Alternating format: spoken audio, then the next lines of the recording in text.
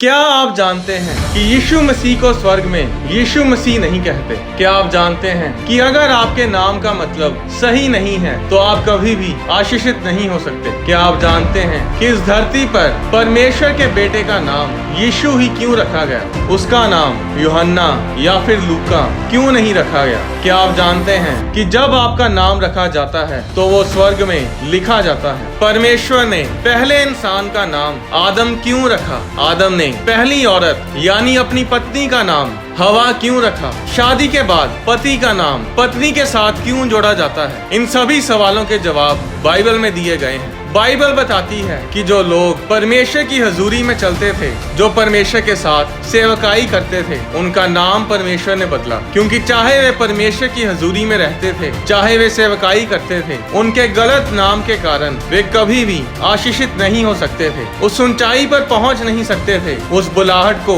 पूरा नहीं कर सकते थे जिसके लिए उन्हें चुना गया था। अब्राहम वो इंसान था जिसे परमेश्वर का मित्र यानी परमेश्वर का दोस्त भी बोला जाता है, पर उसका नाम पहले अब्राहम नहीं था, उसका नाम था अब्राम। उत्पत्ति अध्याय 12 उसकी 1 आयत में लिखा, यहोवा ने अब्राम से कहा, अपने देश और अपने कुटुंबियों और अपने पिता के घर को छोड़कर उस देश में चला जा जो मैं तुझे दिखाऊंगा, और मैं तुझसे एक बड़ी जाति बनाऊंगा और तुझे आशीष दूंगा और तेरा नाम महान करूंगा और तू आशीष का मूल होगा। 4 आयत में लिखा, यहोवा के इस वचन के अनुसार अब्राम चला और लूत भी उसके संग चला, और जब अब्राम हारान देश से निकला उस समय वह 75 वर्ष का था। अब्राम के कोई संतान नहीं थी, पर परमेश्वर ने उससे वायदा किया कि परमेश्वर उसे एक बड़ी जाति बनाएगा, उसे एक देश बनाएगा। पर उत्पत्ति अध्याय 17 में लिखा, जब अब्राम 99 वर्ष का हो गया तब यहोवा ने उसको दर्शन देकर कहा, मैं सर्वशक्तिमान ईश्वर हूँ, मेरी उपस्थिति में चल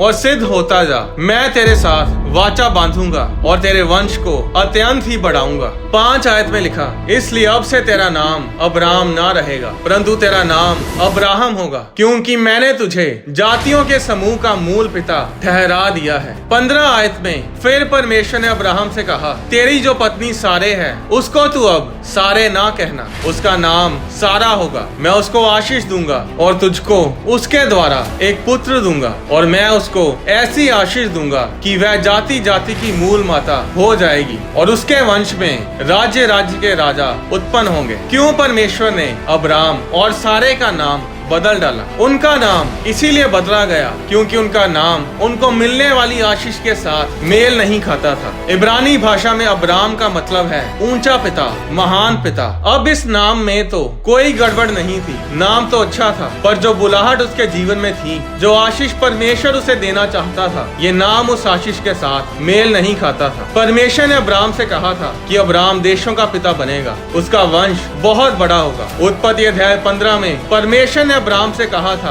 कि तेरा वंश तारों के समान अनगिनत होगा, वो उन्हें गिन नहीं पाएगा। हैरानी की बात यह है कि अगर परमेश्वर ने बोल दिया था कि अब्राम तू देशों का पिता होगा, तो फिर परमेश्वर को अब्राम और सारे के नाम बदलने की क्या जरूरत थी? अगर परमेश्वर ने बोल ही दिया था तो फिर कुछ और करने की क्या जरूरत थी? उत्पत्ति अध्याय 1 उसकी 3 आयत में लिखा, जब परमेश्वर ने कहा उजाला हो तो उजाला हो गया। बाइबल बताती है कि परमेश्वर ने सब चीजें अपने वचन से बनाई, जब परमेश्वर बोलता था तो वो हो जाता था। 26 आयत में परमेश्वर ने कहा, हम मनुष्य को अपने स्वरूप के अनुसार अपनी समानता में बनाएं, और वे समुद्र की मछलियों और आकाश के पक्षियों और घरेलू पशुओं और सारी पृथ्वी पर और सब रेंगने वाले जंतुओं पर जो पृथ्वी पर रेंगते हैं अधिकार रखें। क्या आप जानते हैं कि परमेश्वर ने मनुष्य को स्वर्ग में रहने के लिए नहीं बनाया था? परमेश्वर ने इंसान को धरती दी थी और उसे धरती पर ही रखा था। धरती की रजिस्ट्री, धरती का अधिकार आदम और हवा के पास था। इसके बारे में एक अलग वीडियो में मैं आपको बताऊंगा कि धरती की रजिस्ट्री किसके नाम पर है। परमेश्वर ने इंसान को अपने जैसा बनाया, यानी कि इंसान के वचनों में भी ताकत है, हमारे बोलने में सामर्थ है। पूरी बाइबल पढ़ लो, जब भी परमेश्वर ने कुछ बनाया तो परमेश्वर ने कोई इशारा नहीं किया, परमेश्वर ने कोई चुटकी नहीं बजाई कि चुटकी बजाई और धरती बन गई, या फिर परमेश्वर ने कोई इशारा नहीं किया कि इशारा किया और तारे बन गए। परमेश्वर ने जब भी कुछ बनाया आया तो उसके लिए उसने अपने वचनों को बोला। जो भी आज आप धरती पर देखते हैं वो सब परमेश्वर के वचनों के द्वारा बना है। अब बात आती है कि इस बात का अब्राहम के नाम से क्या लेना देना है। परमेश्वर जानता था कि अब्राहम मेरा ही अंश है, ये मेरी ही समानता में बनाया गया है। इसलिए परमेश्वर ने अब्राहम और सारे का नाम बदला। अब्राहम का नया नाम था अब्राहम, जिसका मतलब है अनेकों का पिता, बहुतों का पिता, फादर ऑफ मैनी। अब अगर कोई अब्राहम को बुलाता होगा तो वो कहता होगा, अब्राहम कैसे हो, अब्राहम इधर आओ, या फिर अब्राहम आओ खाना खाएं। तो वो सब लोग अब्राहम पर भविष्यवाणी करते थे। वो बोलते थे, अनेकों के पिता कैसे हो, अनेकों के पिता इधर आओ, अनेकों के पिता आओ खाना खाएं। Father of many, how are you? Father of many, come here. Father of many, let's dine together. क्योंकि इंसान के वचनों में ताकत है चीजों को बनाने की और नष्ट करने की। जब लोग अब्राहम को बुलाते थे तो वो उसके जीवन में उस आशीष को जन्म दे रहे थे। आपका नाम कोई मामूली सी चीज नहीं है। नाम का होना बहुत ही गहरी और बड़ी बात है। जब कोई भी आपको बुलाता है तो वो आपका नाम लेकर बुलाता है। यहाँ तक कि आपके दुश्मन, आपसे नफरत करने वाले भी जब आपकी बात करते हैं तो वो आपका नाम बोलते हैं। और अगर आपके नाम का मतलब ही सही नहीं है तो आप कभी भी उस मुकाम पर नहीं पहुंच सकते जिसके लिए परमेश्वर ने आपको चुना है। और अगर आपके नाम का मतलब सही नहीं है तो फिर परमेश्वर भी आपको आशीषित नहीं कर सकता। ऐसा सिर्फ पुराने नियम में ही नहीं हुआ, नए नियम में भी यीशु मसीह ने पतरस का नाम बदला। मत्ती की पुस्तक अध्याय 16 में हम देखते हैं कि यीशु मसीह अपने चेलों से पूछते हैं कि लोग मुझे क्या कहते हैं। चेलों ने यीशु मसीह से कहा था कि कुछ तो यूहन्ना बपतिस्मा देने वाला कहते हैं, और कुछ एलिया, और कुछ यिर्मयाह या भविष्यद्वक्ताओं में से कोई एक कहते हैं। तब यीशु ने चेलों से कहा, परंतु तुम मुझे क्या कहते हो? तब शिमोन पतरस ने उत्तर दिया, तू जीवते परमेश्वर का पुत्र मसीह है। यीशु ने उसको उत्तर दिया, हे शमोन, योना के पुत्र, तू धन्य है, क्योंकि मांस और लहू ने नहीं परंतु मेरे पिता ने जो स्वर्ग में है ये बात तुझ पर प्रकट की है। और मैं भी तुझसे कहता हूँ कि तू पतरस है, और मैं इस पत्थर पर अपनी कलीसिया बनाऊंगा, और अधोलोक के फाटक उस पर प्रबल ना होंगे। पतरस का नाम पहले शिमोन था। शिमोन का मतलब है परमेश्वर ने सुन लिया। अब शिमोन नाम का मतलब तो सही था, पर जो योजना परमेश्वर उसके जीवन में पूरी करना चाहता था उसके हिसाब से ये नाम सही नहीं था। परमेश्वर उसे चट्टान बनाना चाहता था, उसे वो पत्थर बनाना चाहता था जिस पर वो अपनी कलीसिया खड़ी कर सके। और इसीलिए यीशु मसीह ने उसका नाम ही पत्थर यानी पतरस रख दिया। और ऐसा ही हुआ, पतरस ने ही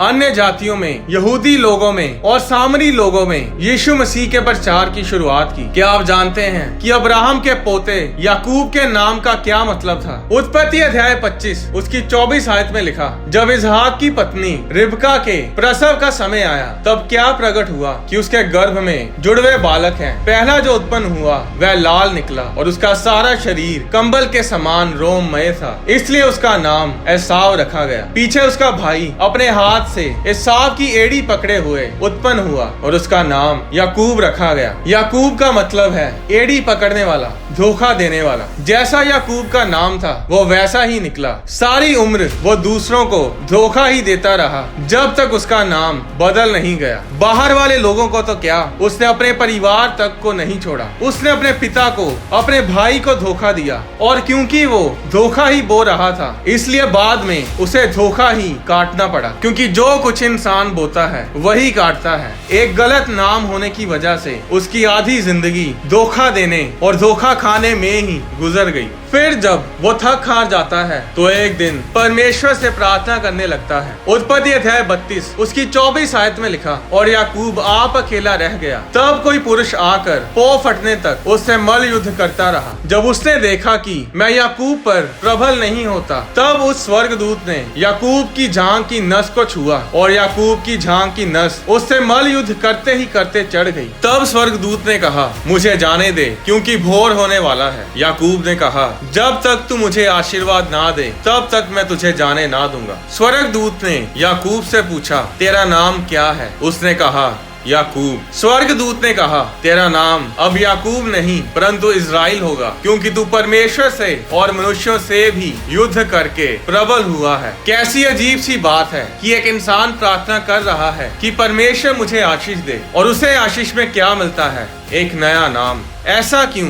क्योंकि आपके नाम में आपकी आशीष छुपी है। जब लोग याकूब को बुलाते थे तो वो कहते थे, याकूब कैसे हो, यानी कि धोखा देने वाले कैसे हो, धोखा देने वाले क्या हाल चाल है। लोग अपने वचनों के द्वारा उस पर भविष्यवाणी करते गए। याकूब का पिता था इसहाक। जब याकूब पैदा हुआ तो उसने उस समय बच्चे की हरकतें देखकर उसका नाम रख दिया कि ये अपने भाई की एड़ी पकड़कर पैदा हुआ है, तो चलो इसका नाम एड़ी पकड़ने वाला, धोखा देने वाला यानी याकूब रख दो। आज बहुत से माता पिता यही करते हैं। बच्चा गोरा पैदा होता है तो उसका नाम रख देते हैं गोरा, बग्गा, और अगर काला पैदा हो तो उसका नाम कालू रख देते हैं। वो ये नहीं सोचते कि वो अपने बच्चों को किस मुकाम पर लेकर जाना चाहते हैं। कोई भी अपनी मर्जी से उनके बच्चों का कुछ भी नाम रख देता है, या फिर बाइबल खोलकर बाइबल में से कोई भी नाम रख देते हैं और कहेंगे कि नाम तो बाइबल में से लिया है, पर वो उस नाम की जांच पड़ताल नहीं करते कि उसका मतलब क्या है। जब बच्चा पैदा होता है तो वो नाम दर्ज करवाने के लिए जल्दबाजी में कुछ भी नाम दर्ज करवा देते हैं। उत्पत्ति अध्याय 35 उसकी 16 आयत में लिखा,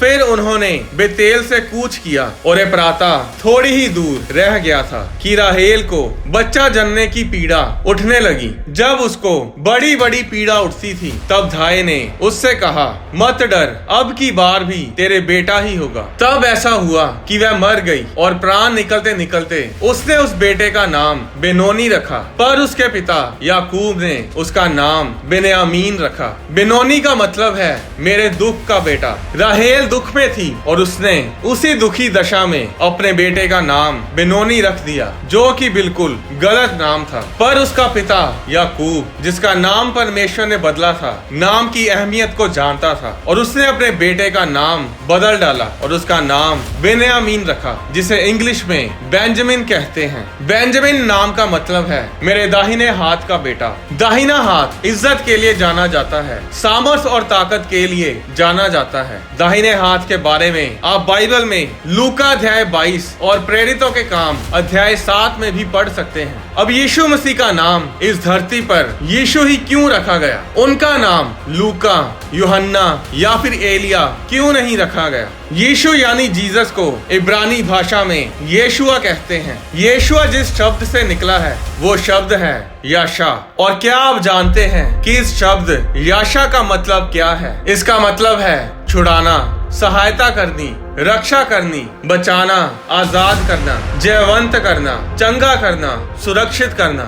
जी हाँ, इतने सारे मतलब सिर्फ एक शब्द याशा यानी येशुआ के हैं। सभी सवालों के जवाब, सभी चीजों का हल सिर्फ एक ही नाम में है और वो नाम है येशुआ, जीसस यानी यीशु नाम। हम सब सुरक्षा चाहते हैं, आजादी चाहते हैं, जयवंत होना चाहते हैं और ये सब यीशु नाम में है। यीशु नाम से जुड़े बहुत बड़े और गहरे भेदों को मैं एक अलग वीडियो में आपसे शेयर करूंगा। मत्ती अध्याय 1 उसकी 21 आयत में स्वर्गदूत ने यूसुफ से कहा, तेरी पत्नी मरियम पुत्र जनेगी और तू उसका नाम यीशु रखना, क्योंकि वह अपने लोगों का उनके पापों से उद्धार करेगा। जो लोग पाप में हैं, बीमारी में हैं, बंधुआई में हैं, असफल हैं, हारे हुए हैं, उनके लिए परमेश्वर ने अपने बेटे का नाम येशुआ रखा, ताकि जब बीमार भी बोले येशुआ तो वो चंगाई पाए, पापी भी बोले येशुआ तो वो पापों से आजादी पाए, नाकामयाब भी बोले येशुआ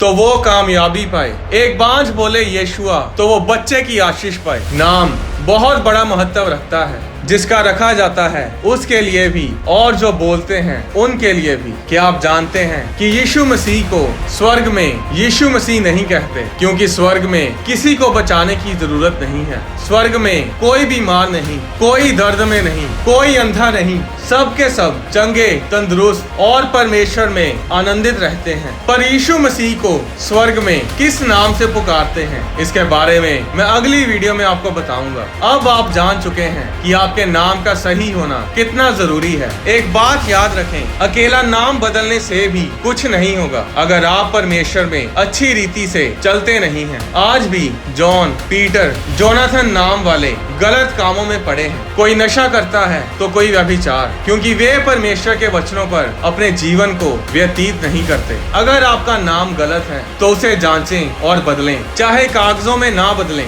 पर उसे अनाउंस जरूर करें, ताकि आपके जानने वाले लोग आपको आपके नए नाम से बुलाएं, ताकि आपके ऊपर वही भविष्यवाणियां की जाएं। और क्या आप जानते हैं कि जब आपका नाम बदला जाता है तो वो स्वर्ग में भी बदला जाता है। ये वीडियो बहुत लंबी हो चुकी है, इसलिए मैं नाम के बारे में और भी गहरे भेदों को अगली वीडियो में शेयर करूंगा। परमेश्वर आपको आशीष दे। आने वाली वीडियोस में मैं आपको बताऊंगा कि यीशु मसीह का खून बहाया जाना क्यों जरूरी था, परमेश्वर ने कैन की भेंट को स्वीकार क्यों नहीं किया, क्या आदम की वाटिका में आदम और हवा के और भी बच्चे थे या नहीं। अगर ये वीडियोस आपको आशीषित करती हैं तो इन वीडियोस को लाइक और शेयर जरूर करें। आप अपनी डोनेशंस को होली स्पिरिट प्रोडक्शंस के बैंक अकाउंट में भेज सकते हैं। आप स्क्रीन पर आ रहे QR कोड को भी स्कैन करके अपनी डोनेशंस हमें भेज सकते हैं। परमेश्वर आपको आशीष दे।